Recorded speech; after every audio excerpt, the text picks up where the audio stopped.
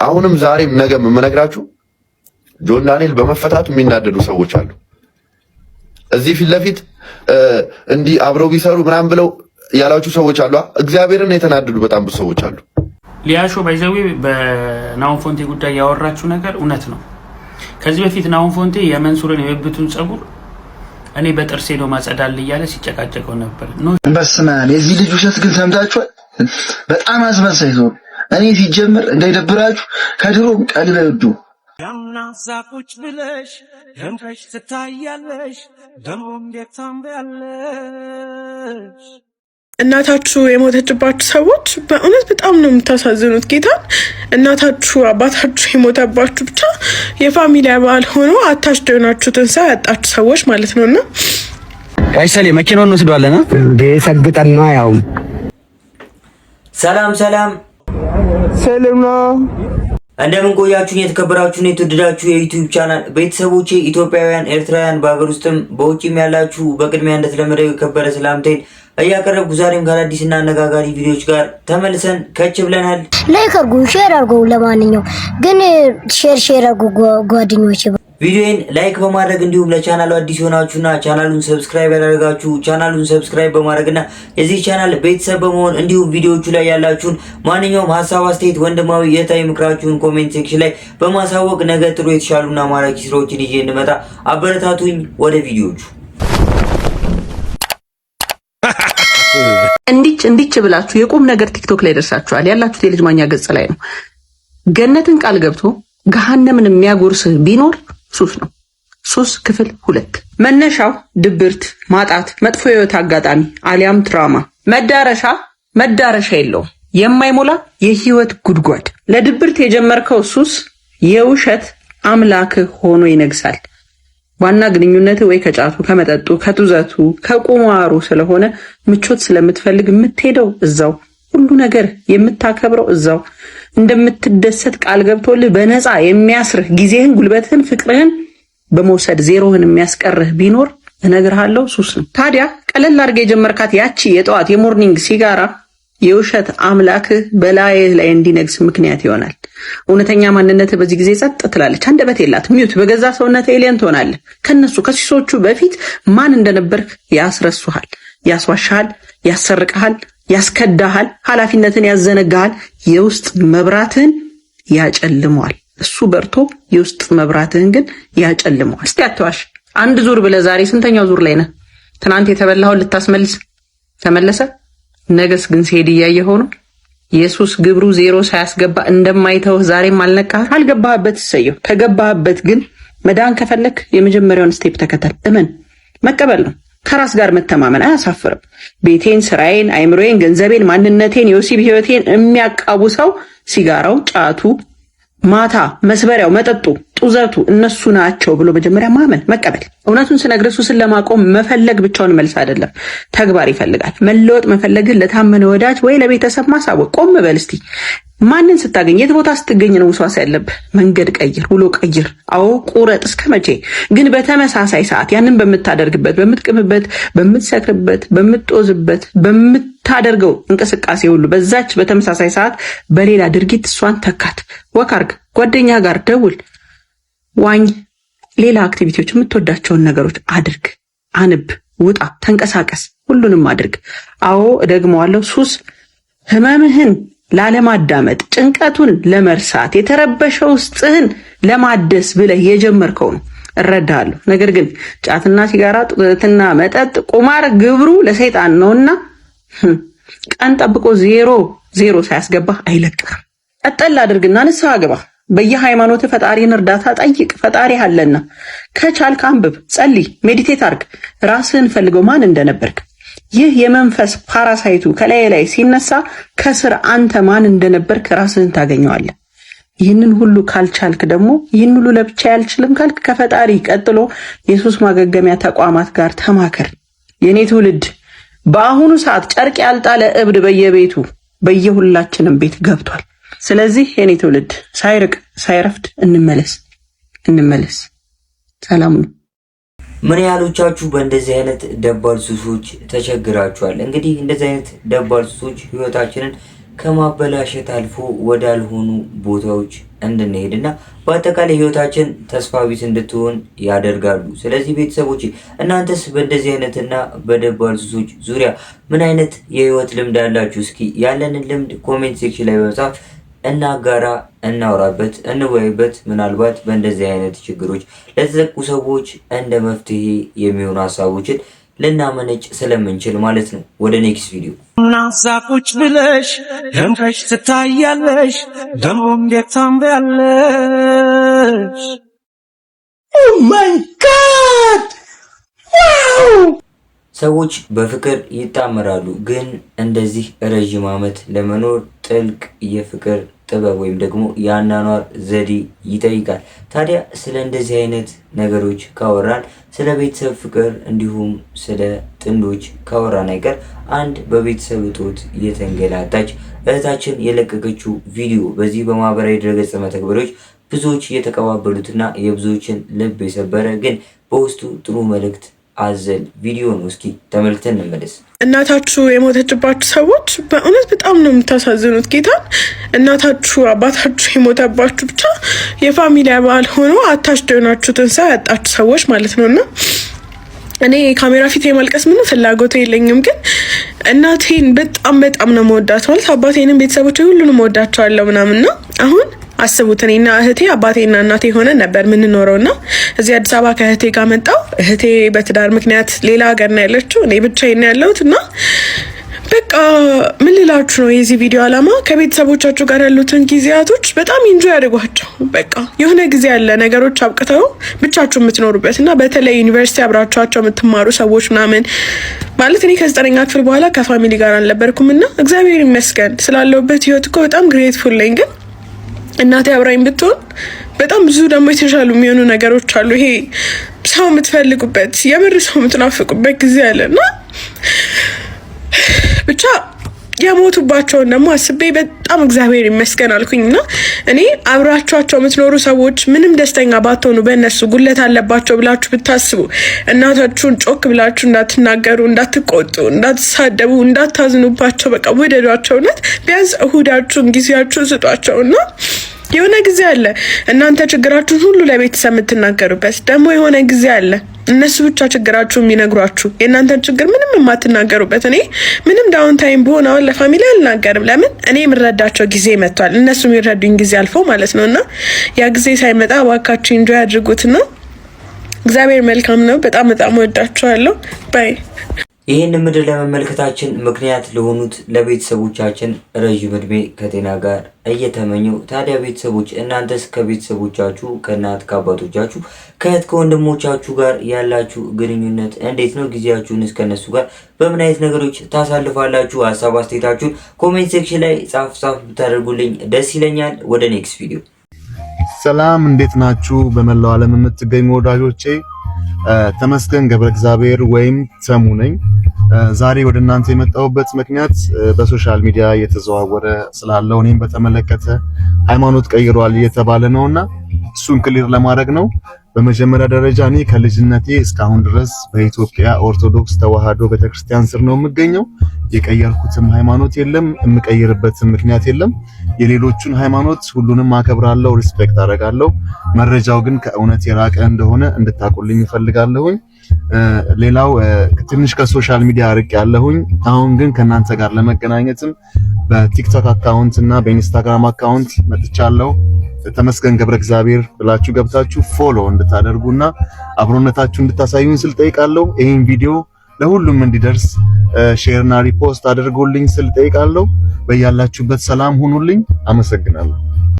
ሁሌም እንደምለው ትክክለኛ መረጃዎችን ከሚሰጡ የመረጃ ምንጮች ወይም ደግሞ የማህበራዊ ድረገጽ መተግበሪያ መጠቀሚያዎች ላይ ትክክለኛ መረጃዎችን የሚያጋሩ ድረገጾችን መጠቀሙ ከእንደዚህ አይነት የውሸት መረጃዎች እንድንቆጠብ ወይም ደግሞ በእንደዚህ አይነት የውሸት መረጃዎች እንዳንታለል ይጠብቁናል ብዬ አስባለሁ። ሁሌም ቢሆን ትክክለኛና እውነትን የሚያወሩ መረጃዎች ወይም ደግሞ የመረጃ ምንጮችን እንጠቀም። መንግስት እንግዲህ ዝግጅቱን እንዲያግድ ጥሪዎች እየቀረቡ ነው የሚገኙት። ነገር ግን አዶናይ ሰግጥ ፈምስ ሲል ምን ማለት እንደሆነ ብዙዎች አልተረዱትም ሲል አዶናይም እንግዲህ አሳውቋል።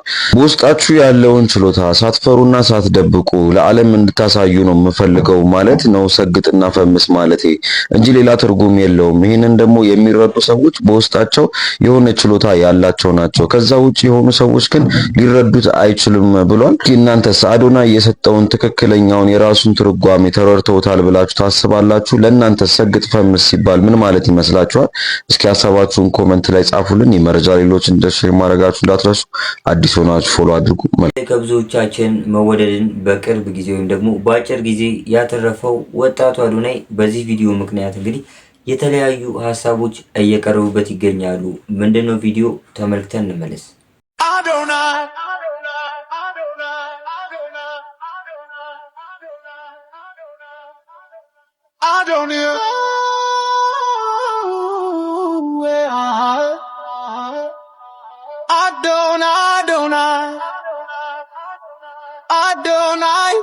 የቲክቶኩ ንጉስ አዶናይ የኛ ጩመት አዶን የኛ አንደኛ የኛ ኩሩ አዶን የኛ ተስኖ ፈጣሪ አዶናይ አዶናይ። በአጭር ጊዜ ውስጥ ከብዙዎቻችን መወደድንና አድናቆትን አትርፏል። በዚህ ቪዲዮ ግን የተለያዩ መሰናክል የሆኑ ነገሮች እየገጠሙት ይገኛሉ። ታዲያ ምንድናቸው እነዚህ ጉዳዮች? እስኪ አንድ ቪዲዮ ተመልክተን እንመለስ። ከዛ የራሳችን ሀሳብ አስተያየት ጠቅለል አድርገን የምንሰጥ ነው የሚሆነው። ወደ ቪዲዮ ጋይስ ደስታውን ስንካፈል ኖረናል። አላ አዶናይን እንደዚህ አይነት ተቃውሞም ሲመጣበት ይሄን ተቃውሞም በምክንያታዊነት መቀልበስ አለብን። ሰግጥ ፈምስ የሚለው ጽንሰ ሐሳብ ምን አይነት ጽንሰ ሐሳብ እንደሆነ አዎንታዊነቱ ምን አይነት እንደሆነ አሉታዊ ጎን እንደሌለው አጠቃላይ በህይወታችን እንግዲህ እስከዛሬ ስንማር ስናውቅ እሱ ስንከተል አውቀናል ተረድተናል አይደል እንዴ? ለዚህ ደግሞ ምላሽ ይኖረናል ሁላችንም ግድ ነው። ምክንያቱም በቃ የሱን ቪክቶሪ ብቻ እያየን መደሰትና የሱን መልካም የሆኑ ደስታዎችን ብቻ ሼር ማድረግ አይደለም። እንደዚህ የሚጣሉና የሚወረወሩ ቃላት ላይ ምን የራሳችን የሆነ ፊድባክ መስጠት አለብን። መወያየት አለብን፣ ውይይት መክፈት አለብን። ምክንያቱም ወደነው 3.8 ከዛም በላይ እስከ 4 ሚሊዮን የሚደርስ ምን ተከታዮቹ ሆነናል አይደል እንዴ? እስከሆነ ድረስ ደግሞ አሌንታነታችንን እንዲሁም ደግሞ ከቃሉና ከሐሳቡ ጎን መሆናችንን ቃሉ ደግሞ የጋራ የሁላችን ሐሳብ እንደሆነ በውስጣችን የሆነ ሀቅ የሆነ እውነት እንደተከለ የተረዳና የገባን ሰዎች የሆነ የምንለው የምንናገረው ነገር አለ።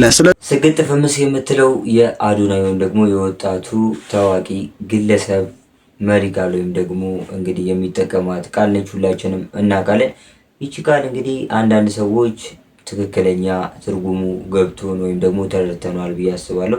ጥቂት ሰዎች ደግሞ ይህ ነገር ጥሩ አይደለም ወይም ደግሞ ከመልካም ጎኑ መጥፎ ጎን ያመዝናል እያሉ እየተከራከሩ ለልጁ የተለያዩ ተቃውሞችን እያደረሱበት ይገኛሉ። እናንተስ በእንደዚህ አይነት ሀሳቦች ወይም ደግሞ እነዚህ አይነት ሀሳቦችን ከምን መልኩ ወይም ደግሞ እንዴት ታዩአቸዋላችሁ? እስኪ ያላችሁን ሀሳብ አስተያየት ኮሜንት ሴክሽን ላይ ጻፍ ማድረግ እንዳይረሳ። ሌላኛው አነጋጋሪ ጉዳይ እንግዲህ በዚህ በማህበራዊ ድረገጽ ታዋቂ የነበረው ጆን ዳንኤል እና አብረውት የታሰሩት ግለሰቦች መፈታታቸውን ተከትሎ የተለያዩ ውዝግቦች በማህበራዊ ድረገጽ መተግበሪያዎች ላይ ዜናውን ከሰማን ወይም ደግሞ እንደዚህ መረጃዎች መሰራጨት ከጀመሩበት ጊዜ ጀምሮ በማህበራዊ ድረገጾች ላይ እየሰማን እንገኛለን። እስኪ 1 2 3 ቪዲዮዎች አሉ።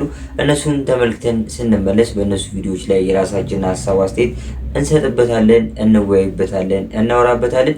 ቪዲዮን ላይክ ማድረግ እንዲሁም ለቻናሉ አዲስ ሆናችሁ ቻናሉን ሰብስክራይብ ማድረግ እንዳይረሳ። ወደ ቪዲዮቹ። በነገራችን ላይ ናው ፎንቲ እኔ በጣም በክብር ነው ያናገርኩክ።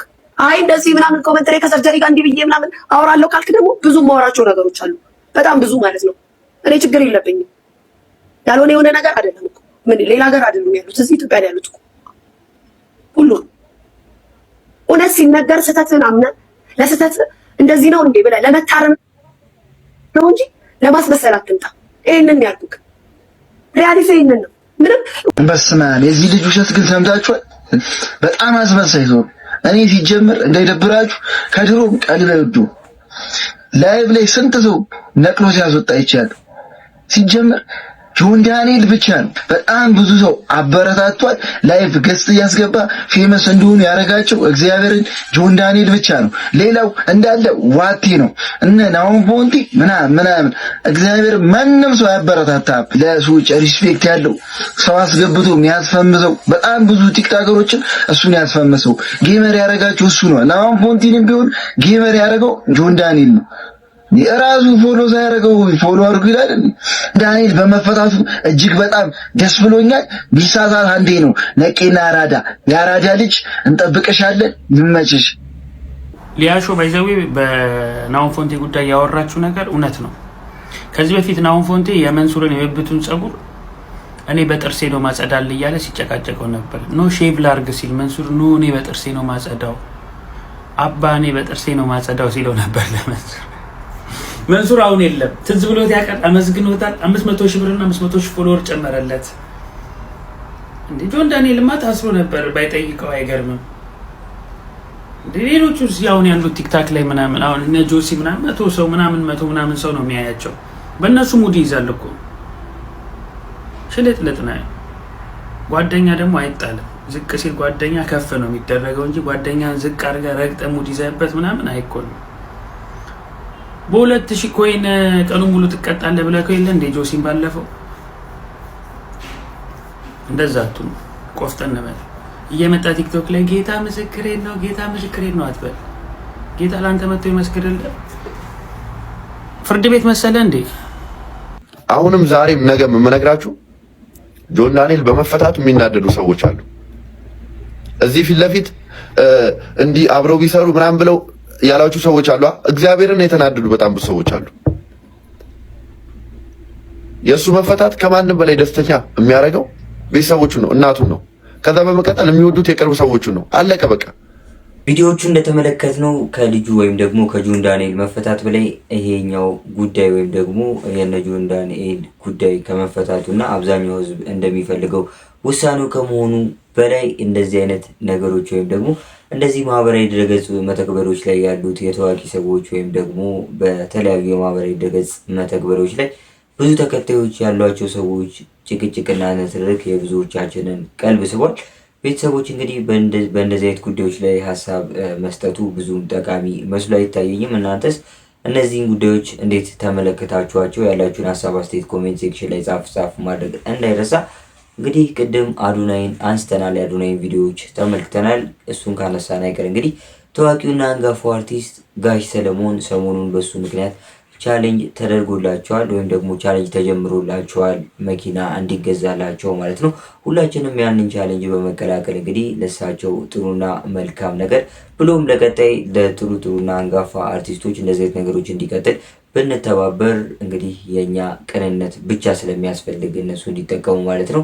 ይህንን ቻሌንጅ እንድትቀላቀሉ ለማለት ፈልጋለሁ። ታዲያ ጋሽ ሰለሞን ዛሬ እንግዲህ በባህር ዳር ደማቅ አቀባበል ተደርጎላችኋል። ወደዛ ተጉዞ እሱን ቪዲዮ ተመልክተን ብንመለስ ደስ ይለኛል። ወደ ቪዲዮ ሰለሞን ኩታ እየተበረከተ ነው።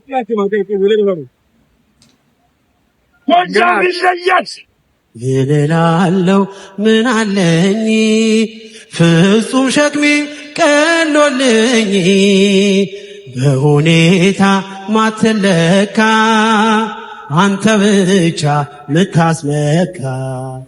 ማንኛውም ሰው ባለበት የሙያ ዘርፍ እንግዲህ እንደዚህ እድሜው ገፍቶ መከበርን እንደማየት የሚያስደስት ነገር የለም። ያው ክብር ለሰው ልጅ ትልቅ ቦታ የሚሰጠው ጉዳይ ስለሆነ ማለት ነው። ሁላችንም እንግዲህ ለእንደዚህ አይነት ክብር ያብቃን ለማለት እፈልጋለሁ። ወደ ኔክስት ቪዲዮ። መቼም ይህንን የጥምቀት ፎቶ የማያውቀው ሰው የለም። ታዲያም እንግዲህ ለዚህች እህታችን የሐረሪ ክልል ርዕሰ መስተዳደር የመኖሪያ ቤት ስጦታ ሰጥቷታል። በሐረር የምትኖረውና የልብ ህመም ተጠቂ የሆነችው ወይዘሮ የትናየት አሊ በርኬ በዛሬው ዕለት ከሐረሪ ክልል ርዕሰ መስተዳደር አቶ ኦርዲን በድሪ መኖሪያ ቤት ሰጥቷት ቁልፉን ተረክባለች። የተመለከትናት እህታችን በባለፈው ዓመት የጥምቀት በዓል የብዙዎቻችንን ትኩረት የሳበች ከብዙ ህመሞቿ ጋር በዚህ በማህበራዊ ድረገጽ መተግበሪያዎች የምትሰራቸው ቪዲዮዎች ለብዙዎቻችን ሙሉ ጤና ኑሮን ለምናማርር ብዙ ተስፋና ብዙ ትምህርትን የምትሰጠን እህታችን ነች። እንግዲህ እህታችን እንደምንመለከተው የቤት ስጦታ ተሰጥቷታል። ይህ ደግሞ ሁላችንም ያስደስታል ብዬ አስባለሁ። እንግዲህ እህታችን እንኳን ደስ አለሽ ለማለት ፈልጋለሁ። ሌላኛውና አነጋጋሪ ጉዳይ በተለያዩ የማህበራዊ ድረገጽ መተግበሪያዎች ላይ በሚፈጠሩ ጉዳዮች ላይ የራሱን አነጋጋሪ ሀሳብ አስተያየት በመስጠት የሚታወቀው ሰመረ ባሪያውን እንግዲህ የሚቃወም አንድ ግለሰብ ወይም ደግሞ በዚሁ በአዶናይ ቪዲዮ ላይ በተናገረው የመልስ ምት ሰመረ ባሪያው ማለት ነው ትክክል አይደለም የሚል አንድ ሀሳብ ያነሳ ግለሰብ የብዙዎችን ትኩረት ስቧል። ምንድነው ጉዳዩ? ቪዲዮን ተመልክተን እንመለስ። ሰመረ ባሪያው ራሽናል ማይንድ ያለው ሰው መልስ ይስጠኝ ሲል በአዶናይ ጉዳይ ላይ ክሪቲክ ያቀረበበትን ቪዲዮ አይቼው ነበርና እንደው ራሽናል ማይንድ አለኝ እቺ ሰውዬ በዛ መልኩ እንዳልሆነ ግን እንደማንኛውም ሰው የልጁን ሐሳብ እንደሚደግፍ አንድ ዜጋ መልስ መስጠት ስላለብኝ ነው። በመጀመሪያ ደረጃ ይሄ ልጅ ወጣት ነው። ወጣትነት ደግሞ ሀገር ተረካቢ አስረካቢ ነው። ብዙ ፍላጎት ይኖራል። በዚህ እድሜ ክልል ሪስክ የመውሰድ ፍላጎት ከፍተኛ ነው እና በእንዲህ አይነት እድሜ ላይ ላለ ወጣት ትንሽ መፈናፈኛ መላወሻ ነገር የማርያም መንገድ ያስፈልጋል right እና ትንሽ ባይቸኮል ለልጁ ጊዜ ብትሰጠው ብዬ አስባለሁ። በሂደት ግን ሁኔታዎች ሁሉ እያዳበራቸው በራሱ መንገድ ሞዲፋይ ሼፕ አፕ እያደረገ እንደሚሄድ አስባለሁ። ስለዚህ ሰመረ ለሰው ፋታ ሰጥ፣ ጊዜ ሰጥ። አንድ ሁለተኛ ነገር ደግሞ አቀራረብህ ትንሽ ሰዋዊነት ዋይዝ ያለመሆን ችግር አይባለው። your cadence of speech is zero, your presentation is wrong, your tonation is wrong። እንግዲህ ምን ቀረህ? እንደው ሁሉንም ፋውል አድርገዋል። በፋውል ወጣል። ያነጋገር ስርዓቱን አክብር። ፕላስ ሰውን በሰውነቱ ሰውን ተጠይፈህ ሰውን ከመጠየፍ ተጀምርና ነው ከዛ በኋላ የኔ ራሽናል የምትለውን ነገር የምታስቀድመው እና በአንተ ውስጥ ራሽናሉ የነገሩን ሐሳብ ፍሬ ሐሳቡን ራሱ እንዲያጠፋው የሚያደርገው ያንተ አቀራረብ ነው። ሰውን በመጠየፍ መልኩ አድርገህ ለምን ትናገራለህ? እና ሰዎች ወይ ስላጨበጨቡልህ ስለተከተሉ ትክክለኛ መንገድ ላይ ማለት አይደለም። እና የረባ ባለሙያ ቢኖር እኮ በዚህ ጉዳይ ላይ ቀድሞውኑ ቢነግርህ ኖሮ እንዲያለ ስተት ባልፈጸምክ ነበር ነው። ስለዚህ እነኚህ አንግሎችን ብታከብራቸው ካቀራረብ አንፃር ነው። ሌላው ደግሞ ምን ተሰርቶ ነው? ለምሳሌ አሁን ምን ተሰርቶ ይህ ሊታወቅ የሆነ ምናምን። በመጀመሪያ ደረጃ ስራ ተሰርቷል የሚባለው መቼና እንዴት ነው? አሁን 21ኛው ክፍለ ዘመን ላይ ነው ያለነው። therefore አውዶች ሁሉ በጣም ተቀይረዋል። እኛ ልጆች ሆነን 6ኛ ክፍል ሆነን ሳይንስ ትምህርት እኔ ማስታውሰው ስራ ተሰራ የሚባለው አንድ ነገር ከአንድ ቦታ ወደ ሌላ ቦታ ሲንቀሳቀስ ነው። ይሄ ማለት ቁስን ብቻ የሚመለከት ነው። የአሁኑ ዘመን ስራ ግን ቁስን ማንቀሳቀስ ብቻ አይደለም ስራ የሚባለው፣ የመንፈስ ሀብትና የመንፈስ ሪሶርስን የመንፈስ ስልጣንን ማንቀሳቀስም ጭምር ስራ ነው ይባላል ነው። አሁን አዶናይ እየሰራ ያለው ማቴሪያል ስራ ሳይሆን የስፒሪቹዋል ሪሶርስ ሞቢላይዜሽን እና ከቦታ ቦታ የኢንካም ኢኳሊቲ እንዲያመጣ በሚያደርግ መልኩ እየሰራ እንደሆነ ነው። therefore የዚህ ዘመን ስራ ይኸውልህ የቁስ ሀብትና መንፈሳዊ ሀብትን ሁለቱን ባላንስ አድርጎ መሄድ ነው። ኮንቴንትም ስራም ነው ሊባል የሚችለው ነው። ስትኖር በአሁኑ ዘመን የመንፈስ ሀብትን የመንፈስ ዕውቀትን ከቁስ ዕውቀት ጋር አሰናኝተ ኦፕቲማይዝ አድርገህ ስትሄድ ነው ሰውኛ ባህሪ ያለው የሊቪንግ ስታንዳርድ የሚኖር ሊቪንግ ሲቹዌሽን የሚኖር ራሱ ማለት ነው።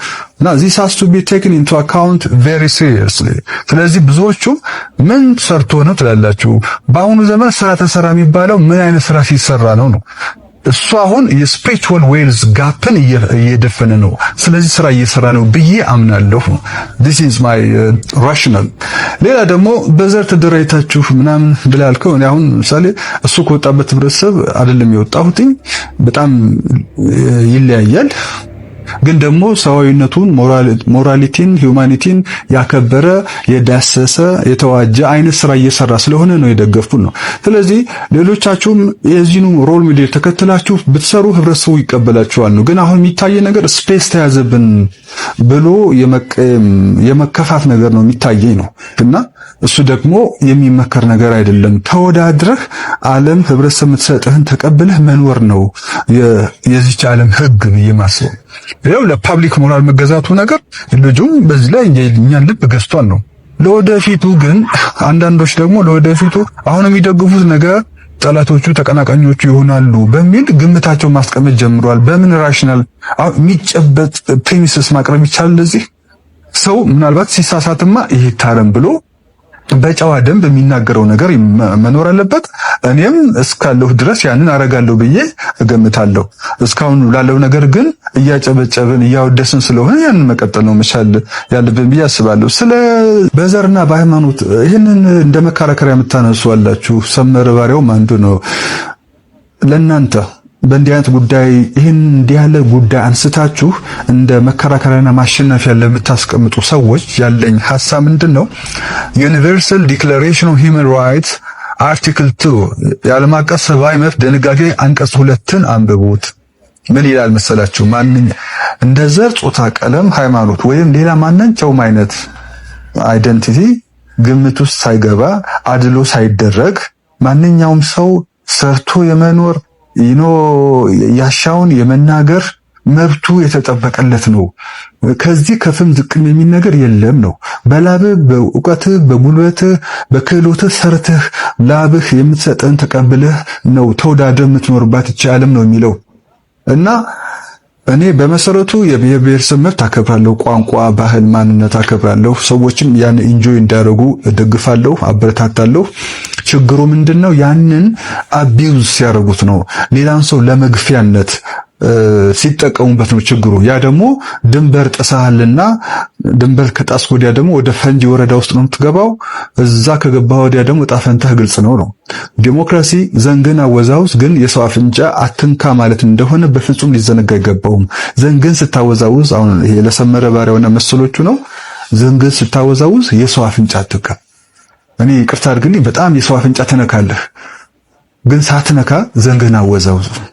ይሄው ነው መልስ ከሆነ ማለት ሼር ኮፒ አድርጋችሁ ለብዙ ሰዎች እንዲደርሱ አድርጉ። በተረፈ የ100,000 ፎሎወር ቻሌንጅ ጀምረናል።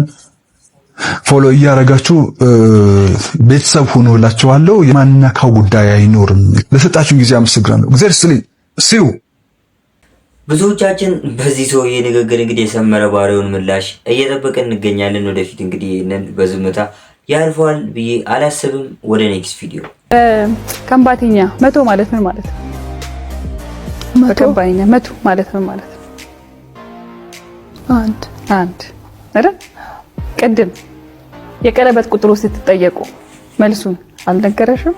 ደመቀ ያወራኝ እኮ ጦቅ ተፎድ ነው ያለኝ። ማለት ተነስተሽ እንደዚህ ቁጭ በይ ነው ያለኝ። እና ያልሰማሁት አይ በቁጥሩን በትክክል በከምባተኛ ነግሮሽ ነበር። ድምጽ ይቀዳል ታውቃላችሁ። እዚህ ጋር የምታረጉት ማይክ ድምጽ እንደሚቀዳ ነገርናችኋል አይደለ? ከዛም በተጨማሪ ደግሞ ካሜራም አለ እና መቱ ኩምቲ ሁምሱ እንግዲህ መቶ አምስት አላለሽም? ደመቀ አላልካትም ብላት አጣብታ ፎል ነው አልኳት። አጣብታ ፎል ማለት አይደለም። እዚህ የተቀዳ ድምጽ አለ። አሁን እውነቱን ብንነጋገር አይሻልም? ቴሌቪዥን ነው ለምሳሌ ለአንተ እንደዛ ተናግሮ አርጋሃል ባታረግ ደስ ይለኝ ነበር። አሁን እኛ አማርኛ ብቻ ነው የሚሰሙት ብለህ አስበህ ነው። ግን እኛ ድምጹን የተቀዳውን ድምጽ አስልከን ለነሱ ክብር ፕሮግራሙ ማለቅ ስለነበረበት እንድንጨርሰው ግድ ሆኗል አይደለ?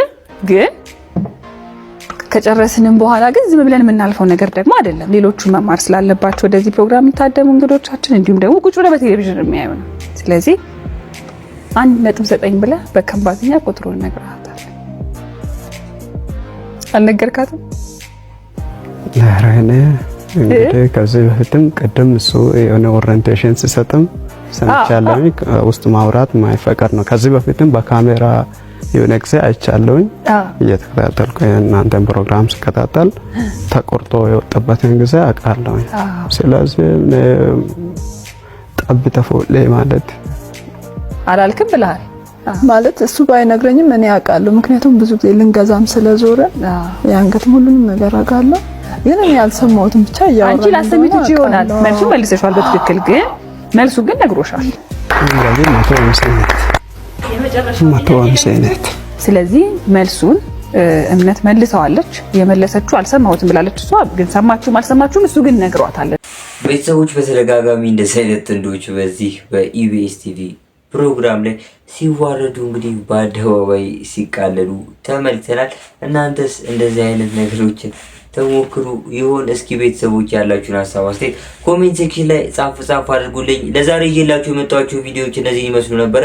ቪዲዮቹን እንደወደዳችኋቸው አልጠራጠርም። ቪዲዮን ላይክ በማድረግ እንዲሁም ለቻናሌ አዲስ ሆናችሁና ቻናሌን ሰብስክራይብ ያላደረጋችሁ ቻናሌን ሰብስክራይብ በማድረግና የዚህ ቻናል ቤተሰብ በመሆን እንዲሁም በቀጣይ አሪፍና ማራኪ ስራዎችን ይዤ እንድመጣ ወንድማዊ የታይ ምክራችሁን ኮሜንት ሴክሽን ላይ በማጋራት አበረታቱኝ።